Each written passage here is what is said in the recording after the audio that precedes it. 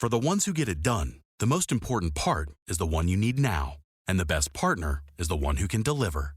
That's why millions of maintenance and repair pros trust Grainger, because we have professional-grade supplies for every industry, even hard-to-find products. And we have same-day pickup and next-day delivery on most orders. But most importantly, we have an unwavering commitment to help keep you up and running.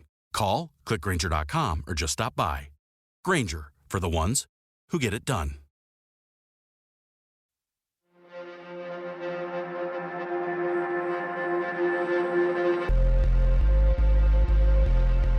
Welcome to Case Q&A, a deeper dive into the popular True Crime Arizona podcasts. Our focus this episode, Phoenix Police Sergeant Sean Drenth, found dead near the state capitol 10 years ago. I'm your host, Kris Pickel, joining you for a discussion with the journalists behind the True Crime Arizona podcasts, reporter Briana Whitney and producer Serjio Hernandez. Guys, let's start off with, what was it about this case that caught your attention? I actually had a lot of people reach out to me suggesting we do this case. And I think the reason why is because it's a touchy case. It's hard to get people to want to talk about it, yet a lot of people still have questions. I think there was really this split on what people believed happened based on what was at the crime scene and what people found afterwards. And the split is murder versus suicide. Right. And there is no clear answer as to what happened, and there are two very separate camps of thinking as to what happened. So I think people wanted us to take a deep dive to see what we could find out, because it's a case that still has a lot of mystery surrounding it. So let's start with the physical aspects of the crime scene, or the suicide scene, depending on which camp you're in. Briana, explain to us what you know about the physical crime scene, and then we're going to talk to Serjio, because you were actually at the crime scene. Yeah, I was. I was covering it as a day-turn news story. Okay. When it was happening. Okay. So let's start, with his body. It was already an odd sight to begin with, just the way that things were placed at the scene, or where they ended up falling at the scene. So you had Sean Drenth laying down. He had a wound, the gunshot wound, from a shotgun underneath his chin. And that shotgun was lying on his stomach, pointing up. So for an audio podcast, just picture the gun lying down and the shot under his So the chin. barrel of the gun was facing his chin. The butt of the Correct. gun was towards the lower part of his body. It was just basically laying on his chest like he had just been shot. Yes, perfectly there. But a lot of people had questions as to how, either way, whether he was killed or whether he pulled the trigger himself, how did that gun lay perfectly the way it did? But his handgun was found thrown over a fence, and the knees of his police uniform were dirty. So right off the top, people thought maybe he was involved in some sort of scuffle or fight with somebody, and that's why his Well, would that uniform was also be dirty. consistent with kneeling down to pull the trigger, bracing the shotgun on the ground? Because there was in the podcast a discussion of, was there a fight? Why wouldn't there be more scrapes and everything? But if he just knelt down and put the shotgun against his head, against his chin. It's very possible that he was doing that. And I think part of the problem became nobody knew whether he was standing up, kneeling, laying down when he was shot, no matter who shot him. And so that became a huge topic of conversation was, okay, if he was in a fight, wouldn't he be more dirty? Wouldn't there be rips and scuffs and bruises on his body? Maybe he was just sitting down, kneeling on his knees when he pulled the trigger. What also became weird about that scene was that, you know, officers, they have their handgun on their holster, and then they usually have a backup handgun that's somewhere else. Your shotgun is secured in your police car in the trunk. Usually there's some sort of lock on it. I mean, it takes effort, and the normal person wouldn't know how to get access to the shotgun. So immediately when people saw that the shotgun was there, that was an odd part of the scene, because that would take knowledge to get that out if it was somebody else, or if Sean had gotten it himself. That's a lot of why people thought maybe it was suicide. And we will get into it a little bit later, but when you say it would take knowledge, also knowledge any other police officer would also have how to get the shotgun out of the car. Was there ever any reason as to why the handgun was over a fence? We don't know. No, that was a real weird part of this scene. And Sergio, you're probably better to answer this. I wasn't working here at the time in 2010 when this happened, but Sergio, you were on the scene covering it. So what was your takeaway from what you could see just as everything was unfolding? Where he was found, he was facing, if I remember right, I'm going by the pictures also that we've seen recently, he was laying head south, feet north. To the south of him was a fence. On the other side of the fence were tracks, train tracks. To the west of him was another fence, and where he was laying was kind of a gravel area with a tree and a road coming in from the east and a road coming in from the north. And the police officers tended to go over there, I guess, just to do paperwork. We've all seen them on the sides of roads or someplace with their red lights on doing their paperwork for the night. We found out later that a lot of cops would go there to do that. There was a camera there, but if I remember correctly, it was not working. I remember seeing the picture of him laying on his back, and it just looks so strange. I mean, it really Strange looks how? like, it almost looks like the way a mortician would set a body in a casket.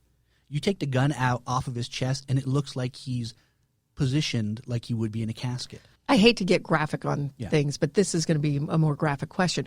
With blood splatter and things like that, you would know, you're saying it looks like he was almost laid out. They'd be able to tell if the body had been moved or positioned after being shot. You would think. The problem is that when the call came out, officers rushed to the scene, like they do for any police officer. Officer-involved shooting. You don't see a few units. You see lots of units, dozens of units. Especially if it's the officer who shot. Right. Right. Is this on Capitol grounds, or is this an area a little removed from the state capitol? So removed. Around the Capitol, they have a lot of industrial buildings that are part of state property. Motor pools, whatever other equipment, desks, all kinds of storage areas around there. So that's kind of in the middle of just warehouses and stuff. Okay. But to you, it looked odd. It just looks strange, yeah. When I looked at the pictures again, it looked strange. If he was on his knees and he shot himself from under his chin, that means he fell straight back with a gun on his chest, sitting perfectly. Or the other option is he laid on his back in the dirt and shot himself, and his hands just dropped to the side. I don't know what type. You say it's a shotgun, but with this particular gun, do you know if there would be a heck of a recoil, a very strong recoil where he should not have been able to? That was a huge debate at the time and really still is. And we had interviewed a former Tempe police sergeant and now private investigator, Kevin Booncher, who's really a good source of knowledge when it comes to policing in general and just has a lot of experience. I said the same thing. Well, how if you pull the trigger yourself, does it just lay perfectly like that? You would think there would be a recoil. The gun would move. There would be that reverberation from it. And he said, yeah, there likely would be 9 times out of 10. But could it have been that one time where it didn't do that? What about fingerprints on the weapons? Not just on the shotgun, but on the handgun that was over his revolver that was over the fence. Were those checked for fingerprints? Evidence is a big problem with this case, and that's the issue they had, is that so many police officers got to the scene, walked around, touched things. Now, I don't know if they touched the weapons, but they're definitely there just kind of corrupting the scene with every sneeze, every cough, every tear they were probably crying for seeing one of their brothers dead. Their footprints, whatever they had on under their feet, when they were walking around. It was just a really corrupt scene. Okay, so in the podcast, when you say the evidence was blurred, that was what it was. So much contaminated evidence caused by police officers. Right, and not to any intention to corrupt the scene. It was truly, we believe, them rushing in to tend to Sean Drenth. But that was the problem, right? You talk about fingerprints and footprints and things like that. You would have gotten matches to a lot of officers who were out there because they were on the scene, and that's where it became a huge problem. Yeah, and you pointed out that it's something like this. It is emotions can sometimes overtake the training. These police officers, had it been anybody else, not one of their brothers, it would have been a different reaction, which led to the contamination. Let's talk about the murder. His mother, Diane, she does not believe for one moment that this was suicide. Not at all. Why not? What did you learn about his home life, about the type Sure. of guy he was? So Sean was an only child, and it seemed that he and his mom had a real close relationship, that things were really going well. He had recently been promoted to sergeant. He had this loving wife. They were high school sweethearts. They were very happy. There weren't any red flags to Diane to say, my son would take his life. And I think to her, she felt she had a strong enough relationship with her son that if there had been any inkling that something was going on mentally or emotionally that would lead him to that place, that she would have seen it. And Colleen, his wife, too. Both of them don't think it was suicide because things were going well in his life. He was a well-liked guy. He had friends. He had friends within Phoenix Police. He had friends outside of the police department.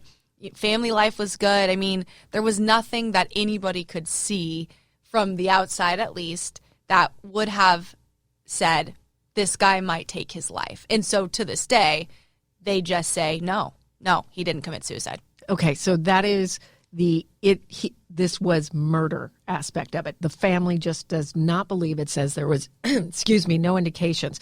But Kevin Boonsher, the retired Tempe police sergeant who you asked to review the details of the case, you say that you talked to him for a couple of hours. He went over all the details. Tell me why he says, yeah, this looks more like suicide. So he was very careful with what he said, and I have to give him some credit. From the law enforcement standpoint, he was looking at this objectively, but he also made it a point to say, hey, I understand where his family is coming from. And there is still questions about what happened. For him, I think what really came down to his belief that this was a suicide was the shotgun, because that would have been secured in some sort of lock in the car. Nobody who's not law enforcement would have known to go get that shotgun. If you think if there was somebody random who he ended up in a fight with, whether it was a suspect of something else or even maybe a transient, anything like that, they would not have known how to go get the shotgun from the car. And most likely, if there was a fight, would have grabbed the handgun that would have been on his holster. Don't you think that Sean would have known only a police officer knows how to get this out of there? Why not use the service revolver? Because that could come off a little more like, oh, I got in a fight. Somebody grabbed my service revolver. Wouldn't that almost seem to send up more of a red flag on that? Kevin addressed that. He said that he believes the shotgun was used intentionally if it was suicide, because with a handgun shot, it's not always fatal. So if you're going to shoot yourself in the head or the neck or something like that, there is a chance you could live. Now, to what extent, nobody knows, but a shotgun shot is going to be fatal every time. So he believes that was used for that reason. And the position was shot from under the chin. Under the chin, up through the brain. Correct. Would have been it. That seems like a very odd position. If somebody was trying to make this look like a homicide, it's like walking up and shooting somebody under the chin is not how you would commit a typical homicide. It's not the angle you would go for. No, I've never seen that before. I don't think a lot of people have. Sergio, have you? No, I mean that's just an odd way to kill yourself. I mean there's speculation on some people that commit suicide that, if you shoot yourself in the chest, you really didn't want to die, you wanted help, because there's a really good chance you're going to live. And like Briana said, the same thing goes for your head. I mean, there's a good chance that you could live, not a very healthy life, but you could still live. With a shotgun blast, it's definitely going to just take you out. There's no way around it. And for somebody to try to, let's say try to murder someone, yeah, that looks strange to shoot him under the chin. Now, think about it this way, though. If somebody was dead set on murdering you, they have you on your knees, they put a shotgun under your chin, and they pull the trigger. He falls back. You then lay the gun on the chest. It's plausible. It is.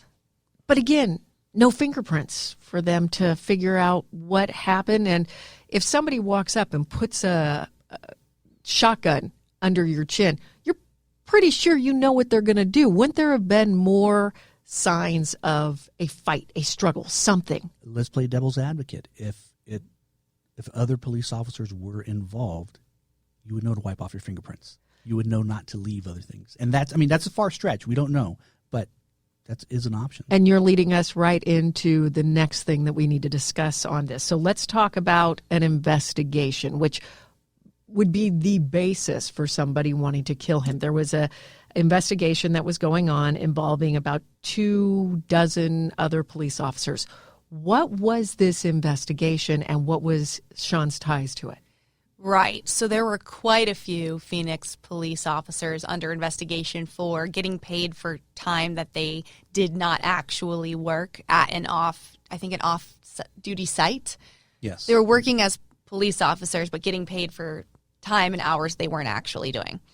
And so this was an attorney general investigation. And we know from Sean's mom, actually, that the investigation wasn't new. That had been going on for several years. But what was going to be new was the indictment that was coming up.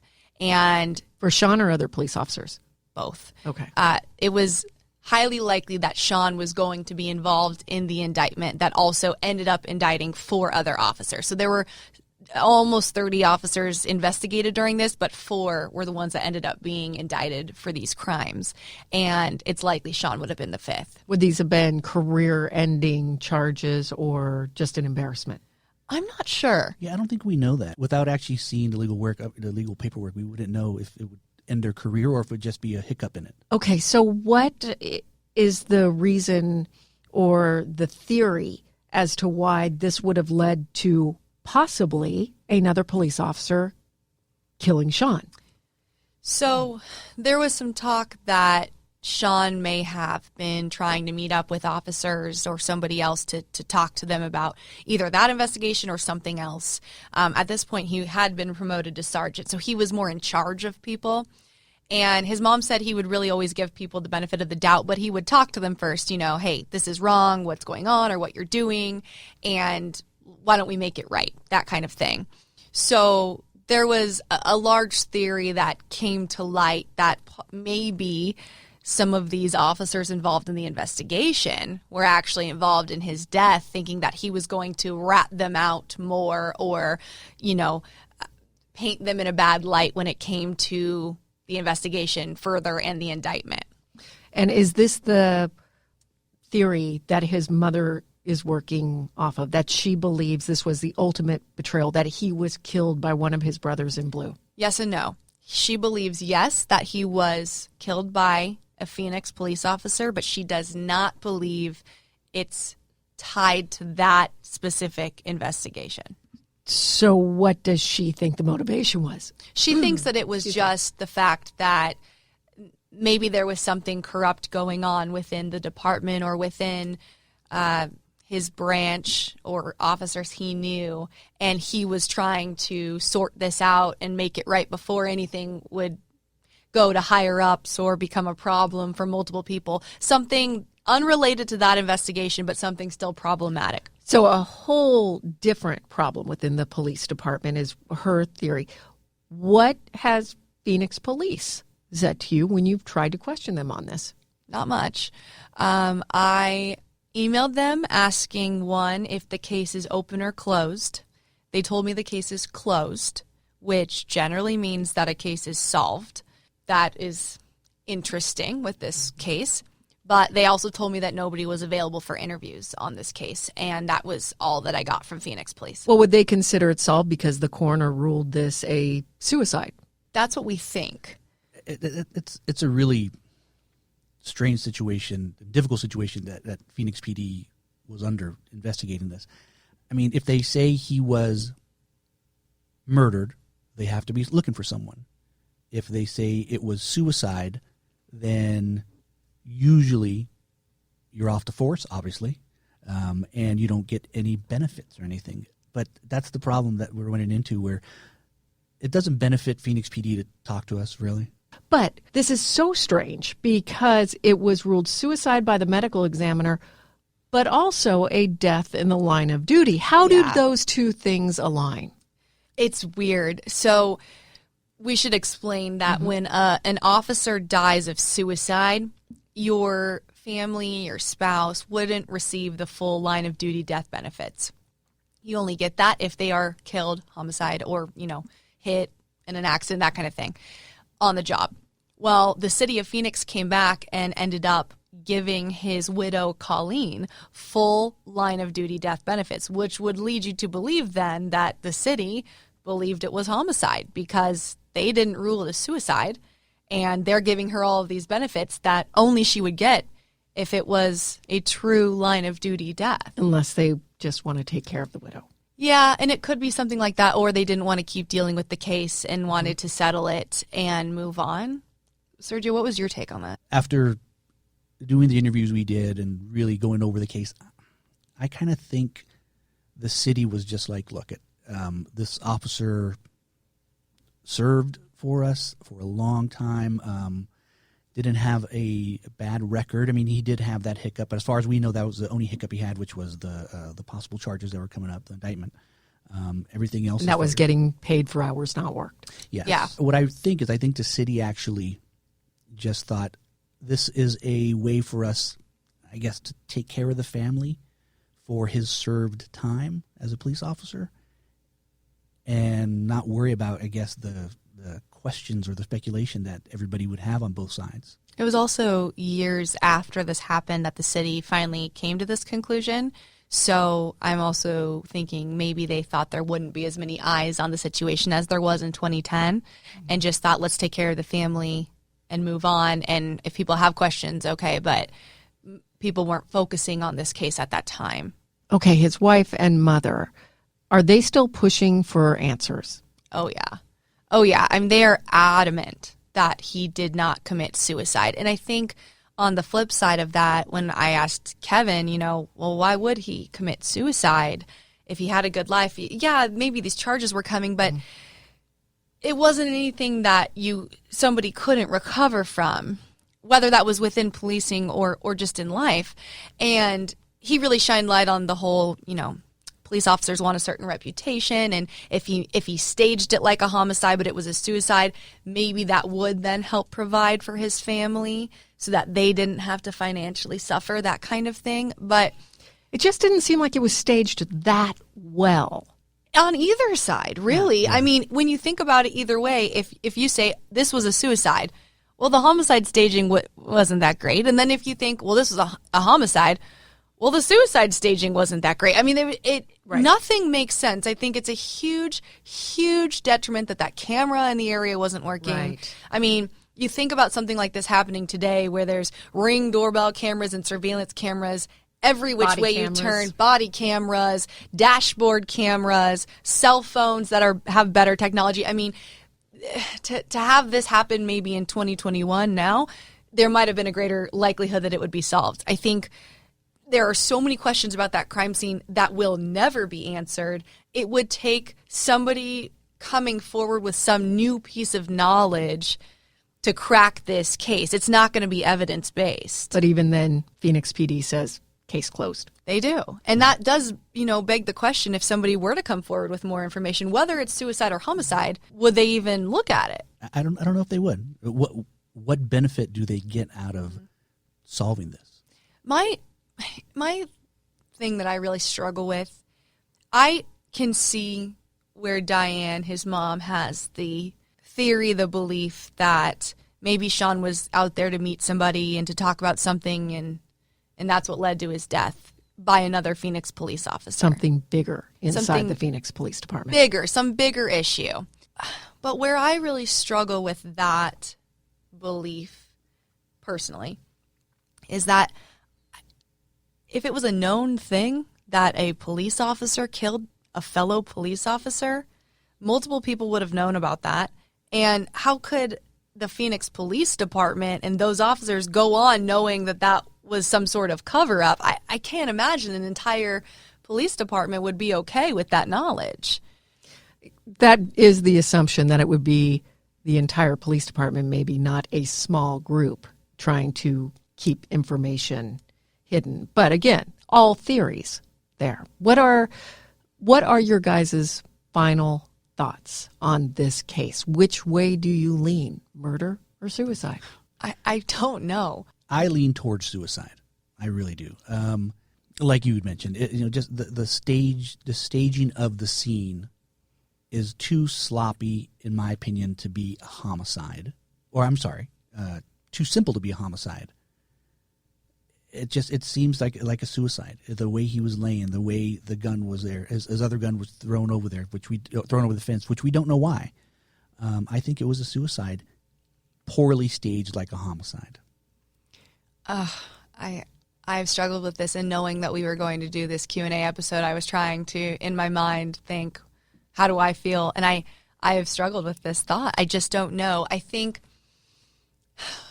I want to think that it was homicide for the sake of the family, in the fact that they truly believe he was not in a mental space to be able to commit suicide.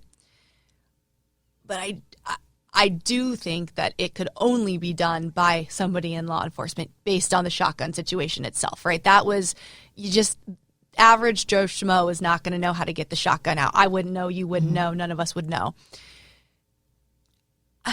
I just don't think that a Phoenix police officer would kill their own brother, especially over that investigation. I know his mom thinks it's something else, but I just don't see that being plausible when you think that they're all tight-knit, the officers talk. There's just no way that a department of Phoenix Police's size would have so many officers that would sit there and be like, yeah, we're okay that one of our own killed our brother Sean. I just don't see that happening. I don't think that goes with the integrity of the police department. Yeah, and we talked about them kind of corrupting the scene, but I also want to talk about, they were there for days. I believe it was almost a week they were there, cordoning off the scene. They kept us really far back. The reason I know where everything was situated is because we had one of our live trucks with the camera on one of our masts. And that goes up, 30 feet, where you can get almost an aerial 50, of it? 60 feet. Yeah, so it goes up really high, and you Yes. can get a nice aerial shot of it. That's why I recognized where it was and what it looked like. But they were out there investigating it, after the fact, crossing all the T's, dotting all the I's, making sure they had everything. It was a dirty crime scene, but they did the work, and they came back with, it's not a homicide. I think they did a good job. I mean, like Briana said, would they let a fellow officer murder another officer? I don't think so. I don't think they would. I don't either. And something Kevin mentioned in the interview I did with him, even if it was suicide, it doesn't take away from the tragedy of the situation. It was a horrible, horrible thing that happened. And what makes it even worse is just the fact that so many people don't have answers. I think that is very difficult to find any sort of closure, to feel like this is, that chapter's been closed, because for so many, the wound is still open and there are still so many questions. But I feel terrible for his family, who thought, no way he was in that state of mind. And then you think that's really horribly sad if Sean hid it that well and was dealing with these demons on his own. And I'm sure that would be very hard for the family to ever know if that was truly what happened. So, just horribly tragic all around, no matter if it was suicide or homicide. Absolutely. And I think that is the main point of this, the feelings that you have for the family in this, and that they will never get the answers. We want to thank everyone for joining us. On behalf of Briana, Sergio, and myself, thank you for joining us for this episode of Case Q&A, a discussion of the True Crime Arizona podcasts.